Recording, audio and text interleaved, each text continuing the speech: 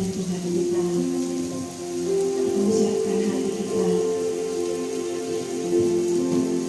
karena salib Tuhan kita, karena salib Tuhan kita benar. Karena itu sore hari kami mengingat kembali kepada Tuhan yang rela mati untuk kita.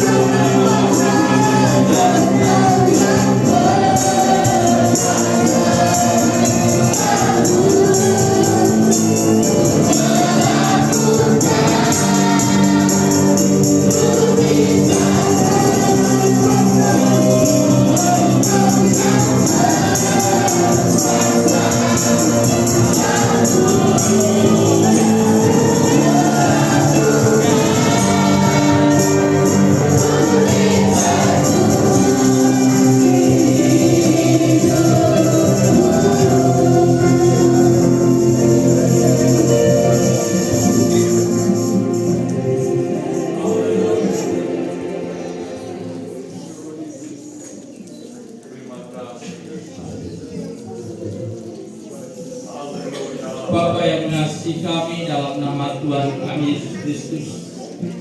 Kembali pada sore hari mendatang kepadamu Tuhan, bukan karena kuat dan gagah kami, oleh karena kasih-Mu, oleh karena salib-Mu yang sudah menebus kami. Tuhan, tolong kami, ajar kami untuk menghargai akan pengorbanan di atas kayu salib. Bagi kami adalah bukan suatu kebetulan, tetapi karena anugerah yang senantiasa Kau limpahkan dalam kehidupan kami. Jika sampai sore kami ada sebagaimana ada, ini sekali lagi ini karena anugerah Allah melimpah atas kehidupan kami. Oleh sebab itu Tuhan, jangan biarkan kami jatuh tergeletak, tetapi biarlah kebangkitan demi kebangkitan atas kami boleh terjadi Tuhan. Oleh sebab itu Tuhan, pada sore hari kami datang, kami ingin memuliakan nama, kami ingin senantiasa menyenangkan hati Tuhan. Kami yakin dan percaya di saat kami datang kepada dengan sungguh-sungguh, dengan segenap hati, Engkau akan puaskan kami, Engkau akan membawa kami semakin hari semangati akan Engkau dan rencana dalam kehidupan kami. Terima kasih Bapa, sekali lagi kami serahkan buat setiap hamba-Hamba-Mu yang ambil bagian dalam pelayanan. Kiranya Engkau memberkati mereka, biar Engkau senantiasa membawa mereka semakin hari semakin senantiasa menyenangkan hati Tuhan. Demikian juga kami serahkan buat setiap jemaat yang hadir pada saat sore hari ini. Kami mohon belas kasihan-Mu, curahkan anugerah-Mu, curahkan kuasa-Mu, curahkan mukjizat-Mu. Kami yakin dan percaya bahwa mukjizat-Mu masih berlaku bagi kami, bagi setiap orang-orang yang percaya. Oleh sebab itu Tuhan, tanamkan hati kami yang paling dalam, supaya sukacita kami semakin melimpah atas kehidupan kami semua. Terima kasih Bapa, terima kasih. Pimpin ibadah kami pada sore hari ini dari permulaan pertengahan. Kiranya damai sejahtera Allah, sukacita Allah melimpah atas kehidupan kami. Terima kasih Bapa, terima kasih. Sekali lagi kami akan ucapkan syukur kami di dalam nama Yesus. Haleluya. Amin. Puji nama Tuhan. Bapak Ibu Saudara bersukacita sore hari ini kalau kita melihat pemandangan yang luar biasa. Amin. Jangan pikirkan hal-hal Tuhan, saya butuh ini, saya butuh itu. Kalau nyawanya saja Tuhan rela berikan buat kita. Amin. Apalagi untuk setiap permintaan kita. Kita mengangkat pujian ini tiada terukur besar setiamu Tuhan. Bapak Ibu Saudara, tos kanan kiri katakan Yesus mati bagiku. Yesus mati bagiku.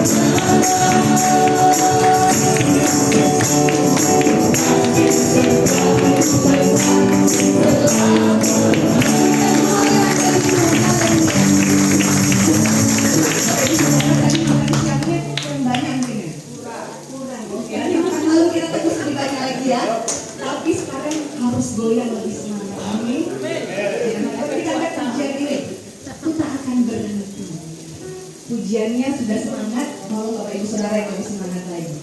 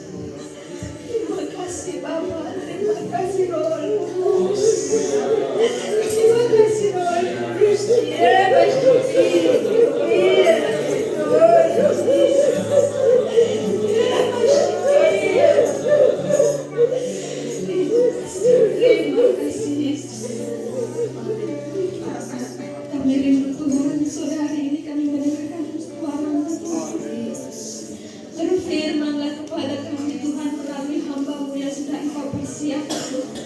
Bila setiap perkataan yang keluar dari mulutnya itu adalah suara-Mu yang Engkau sampaikan kepada kami. Dan bila Tuhan melalui kebenaran firman-Mu yang sebentar akan kami dengar mengubahkan hidup kami Tuhan, sehingga setiap hari hidup kami semakin berkenan kepada-Mu Tuhan. Ini yang menjadi kerinduan kami Tuhan, semakin hari hidup kami semakin diubahkan serupa dengan Engkau. Terima kasih Yesus. Berbicaralah Tuhan, karena kami siap mendengar dan melakukan kebenaran firman-Mu. Hanya di dalam nama Tuhan Yesus Kristus. Haleluya. Amin.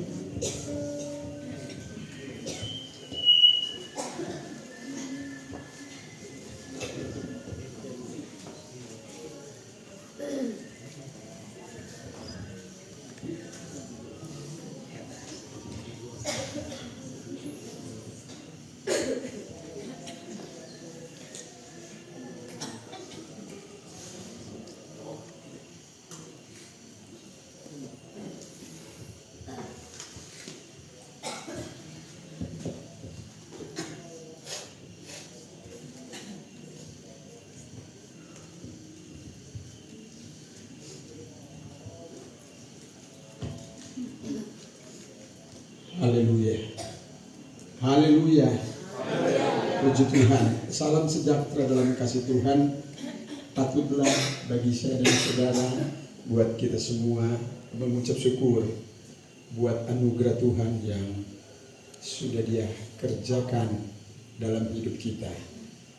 Kita harus berkata kepada jiwa kita, kalau kita ada hari ini bukan karena kuat dan hebat kita, tapi oleh berkat kemurahan Tuhan sajalah, sehingga kita ada lagi sampai hari ini. Terima kasih buat Bapak Ibu Gembala yang mempercayakan saya melayani pada retreat hari ini.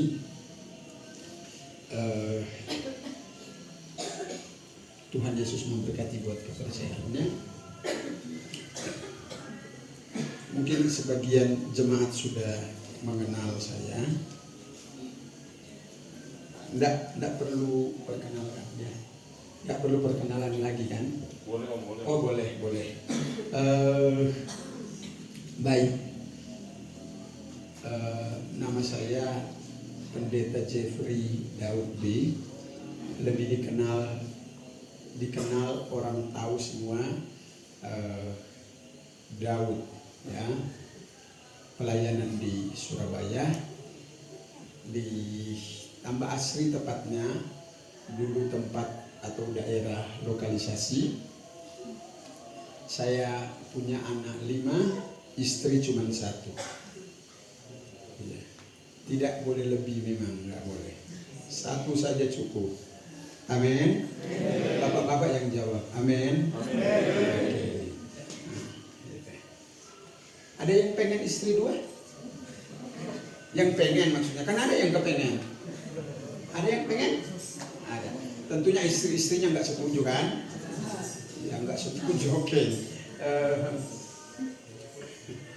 Baik. Kebetulan kami tadi selesai dari ibadah di gereja jam 6 pagi. Ada acara sekolah minggu di Pacet situ, di wisata di Ubalan ya. Sudah dekat dari sini, paling 10 menit sampai dari situ ke sini. Nah, tidak lupa saya mengucapkan selamat memperingati hari kematian Tuhan ya, Jumat Agung. Kita tetap harus ingat ini peristiwa bersejarah, peristiwa penting buat seluruh umat Kristiani. Buat semua orang percaya, peristiwa ini tidak boleh dilupakan. Kenapa? Karena ini peristiwa kematian Yesus adalah jalan pembuka bagi saya dan saudara untuk dapat datang kepada Bapa.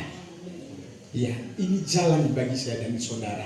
Ya, saya tidak tahu sudah berapa kali Anda bertemu dengan peristiwa ini, gitu ya. Selama Anda menjadi orang Kristen, ya. Sudah berapa kali Anda dan saya merayakan Paskah? Kemungkinan saja ada di antara kita yang berkata, semenjak saya menjadi umat Kristen, saya sudah katakanlah 50 tahun, berarti 50 tahun saya sudah berjumpa dengan memperingati hari kematian Tuhan. Ya. Ada yang sudah 40 tahun memperingati hari kematian Tuhan, mengingat bahwa Yesus sudah mati buat saya dan saudara. Sudah ada yang merayakannya selama 40 tahun? Sudah. Coba saudara tanya sama Bapak Gembala, saudara kira-kira ini sudah Jumat Agung yang keberapa ya?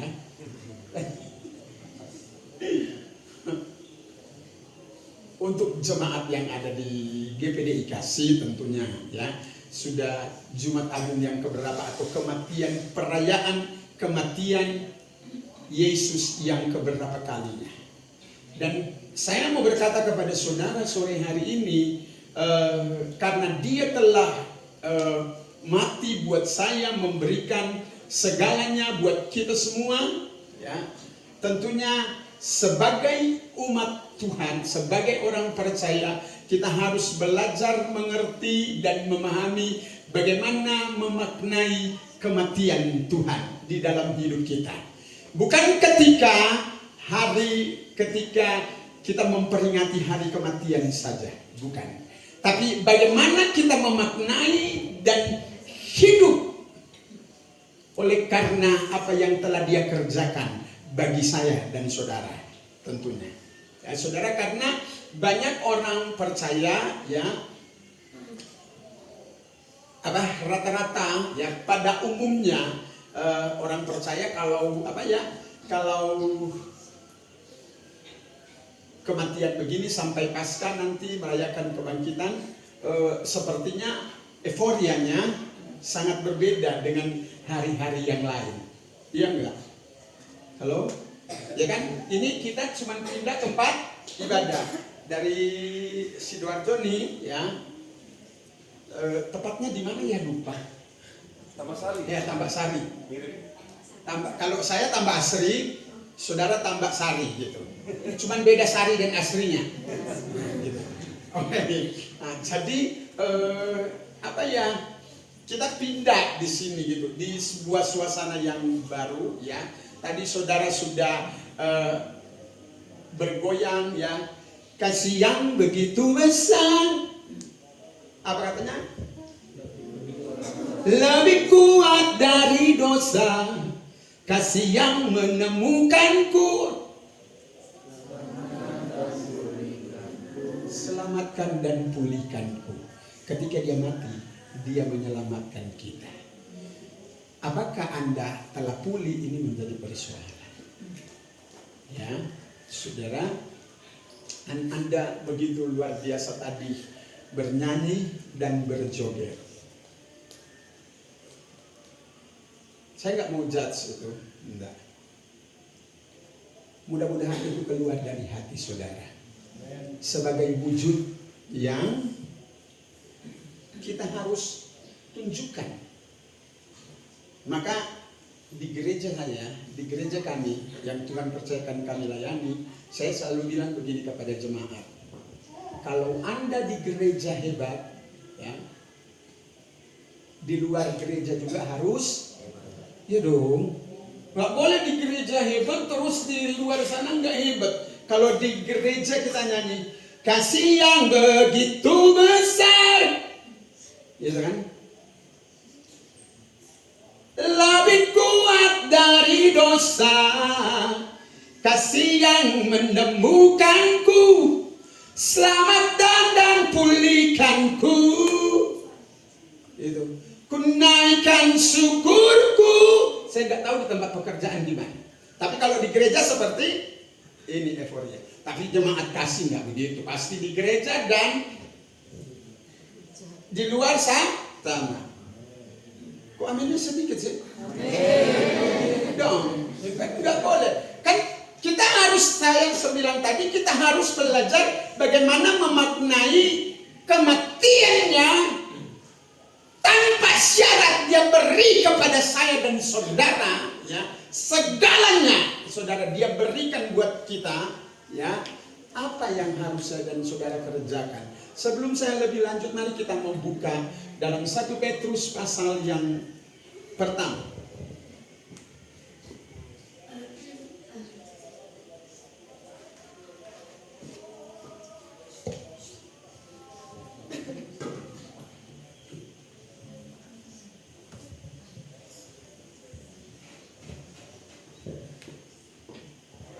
Oke, 1 Petrus pasal yang pertama.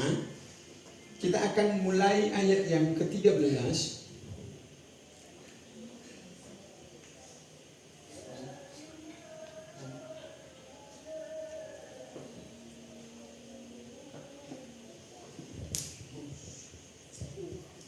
Oke. Lupa di mobil pas.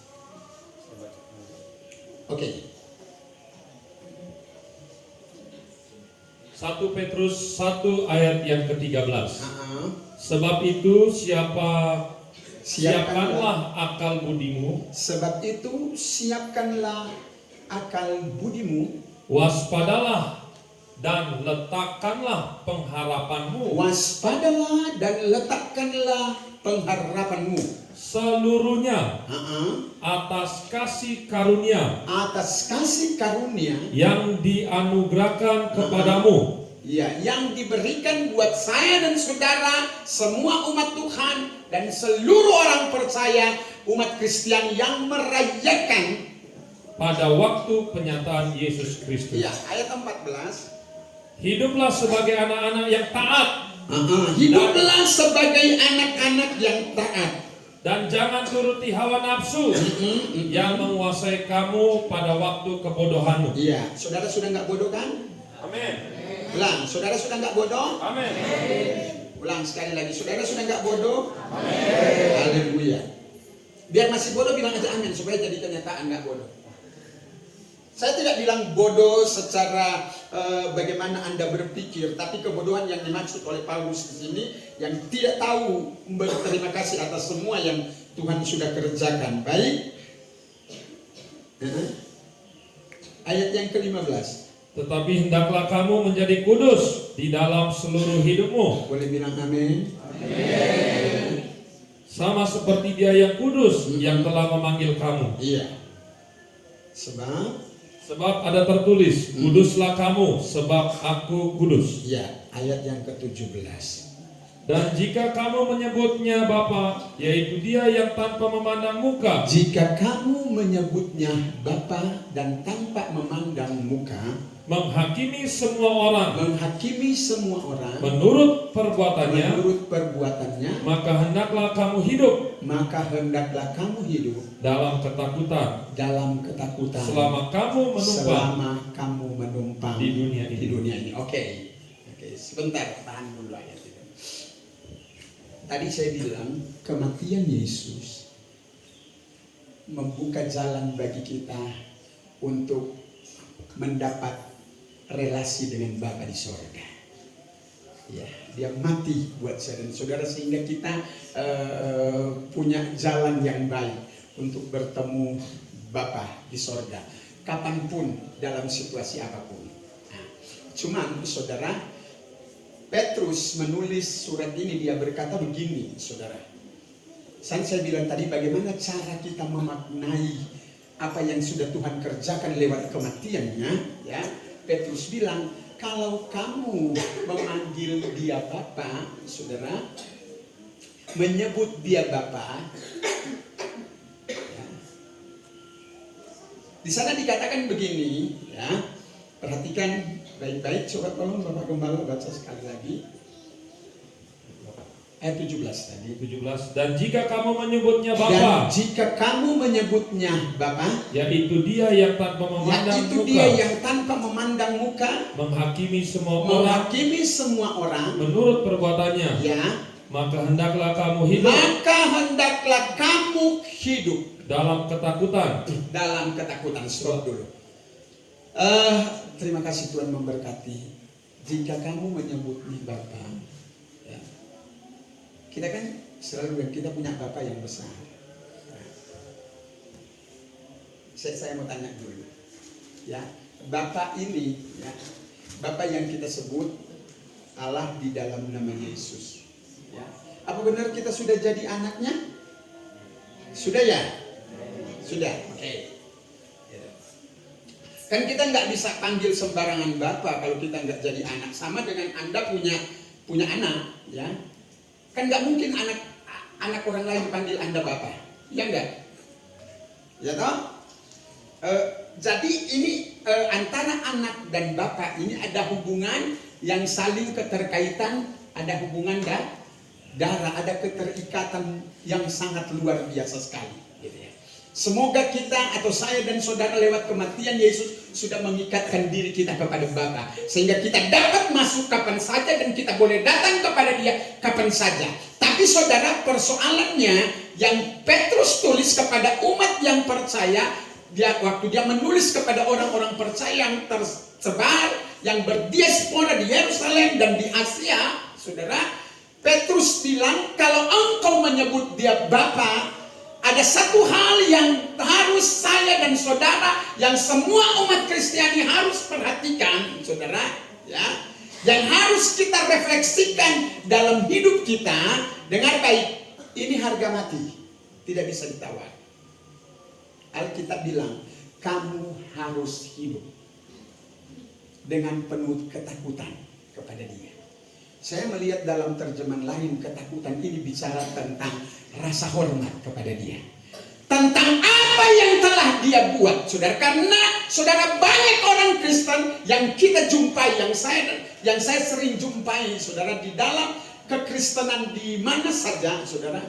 Banyak orang ya seperti yang saya katakan tadi, kalau kita di gereja luar biasa kok kita bisa nyanyi, ya enggak? Kita bisa nyanyi luar biasa kan di gereja. Tapi apakah di luar gereja seluar biasa itu? Satu ketika saya di doa pagi kan di tempat kami setiap hari, pokoknya dari Senin sampai Minggu tidak boleh tidak doa pagi. Harus doa pagi. Apalagi pelayan-pelayan Tuhan, pelayan-pelayan mimbar, berani nggak berdoa berhadapan dengan saya. Nggak usah nggak. Kalau berdoa nggak usah melayani, nggak berdoa. Tapi di sini saya tahu lah, Bapak dan Ibu Gembala rajin berdoa, berarti jemaatnya juga rajin berdoa. Amin. Puji Tuhan. Tiap pagi bangun berdoa ya. Bangun, ya bangun apa sih, bangun lah. Ya, doanya ada enggak ya? Enggak. Oke. Satu kali doa pagi saya bilang begini sama, saya lihat-lihat ini ada ibu-ibu, ada setiap hari dia datang nangis, setiap hari datang nangis. Saya bukan tipe gembala yang mudah tersentuh kalau ada orang menangis. Sebab banyak orang menangis pura-pura. Tapi kita tadi enggak menangis pura-pura kok. Nangisnya kita karena kita merasa sentuhan Allah atau jamahan Roh Kudus yang mengalir di sini. Ya. Jadi saya bilang begini, stop menangis, nggak usah menangis. Kebanyakan menangis nggak berubah-berubah. Ya kan? Kalau kebanyakan nangis nggak berubah-berubah hidupnya, kira-kira boleh nggak nangis lagi di gereja? Om jadi boleh nggak nangis lagi? Boleh nggak? Ya, saya suruh berhenti dia nangis. Makanya dia kapok, dia nggak mau nangis. Setiap kali dia sudah mau datang duduk gitu. Lihat. Saya kalau lagi pimpin pujian penyembahan, saya kan kadang saya tutup mata, kadang